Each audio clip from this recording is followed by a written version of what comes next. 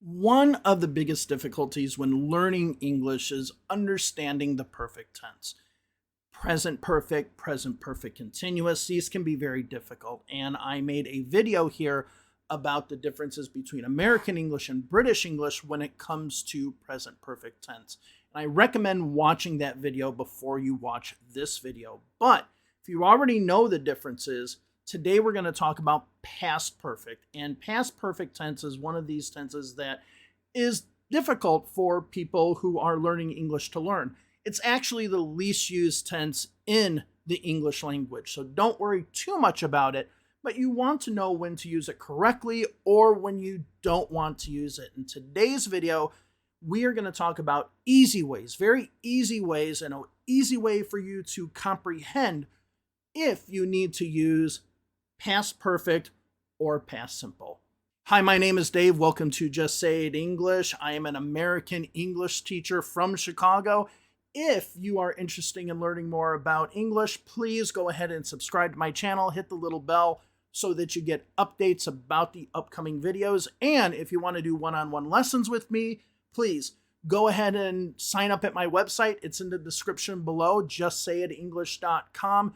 Register at the website, sign up, and just register for a lesson. It's that simple. Today we are going to talk about past perfect and the easiest way to think of it and to know when you are in a situation where you need to use past perfect compared to, let's say, past simple.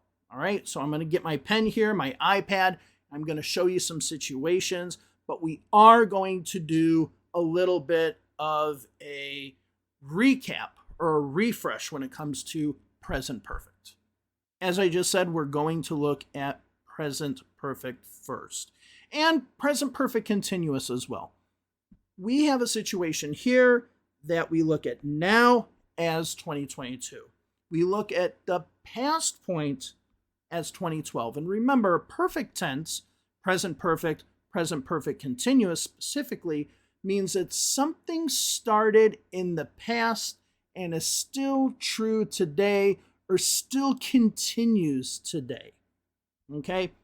We would say in this situation, because we have here, we have 10 years, right?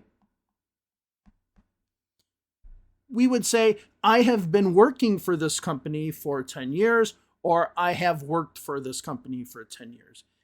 And I'm not going to get into the difference between those two sentences. That's for another video.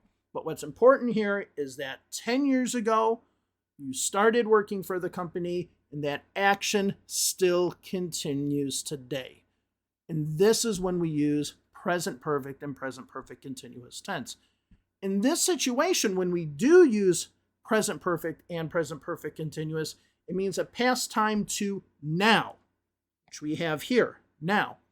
We don't need to put this in the sentence because we already know because of the tense that it means now. But you could.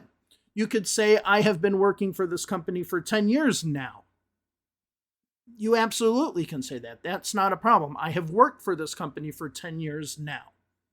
But you don't need to put now because we know, because it's present perfect tense, we know that the situation is still true today. So adding the word now isn't important. And this is just a little bit to remind you of when we use present perfect. Okay, now we're going to change the situation a little bit. Okay, we're going to say that this is now. Okay, this is now, which means we're going to change these dates here. Okay, we're going to change these dates. We're going to change this to 2012, and we're going to change the other date to 2002. All right, so you probably already see the problem. The problem is we can't use the word now if we're going to talk about something in the past.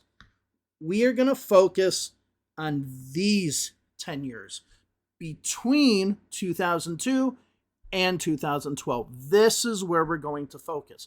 But we can't use the word now, right? We absolutely cannot use the word now because it's not now. It ended in 2012.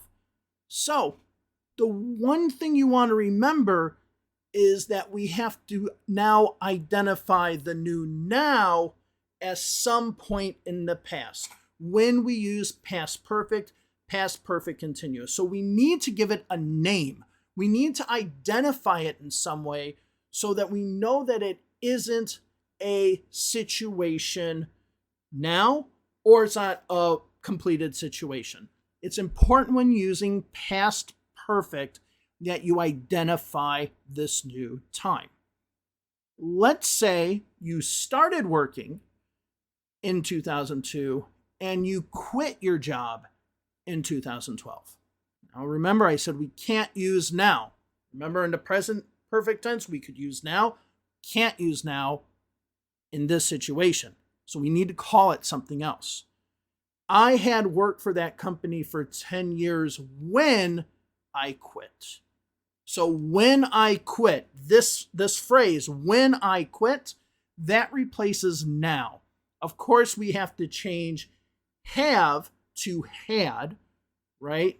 I have worked would indicate now. I had worked. But we can't just say I had worked at this company for 10 years. In this situation, we would just put it in past simple form. I worked for this company for 10 years. We don't need to put it in a past perfect form. We want to put it in a past perfect form when we indicate that there was another action. I had worked for this company for 10 years when I quit. Otherwise, it's just I worked for this company for 10 years. If you're not adding when I quit, then you just simply use past simple. That's all. You don't have to use a perfect tense. Easy way to remember this is take your now, move it to some point in the past, call it something, and change have to had, has to had. That's it. That's all you have to do. Very easy, very simple.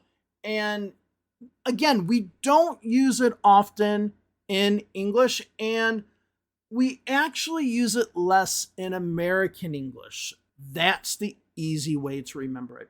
But I want to thank you all very much for joining me today. If you're interested in taking lessons with me, just go to my website, justsayitenglish.com. It's down in the description here.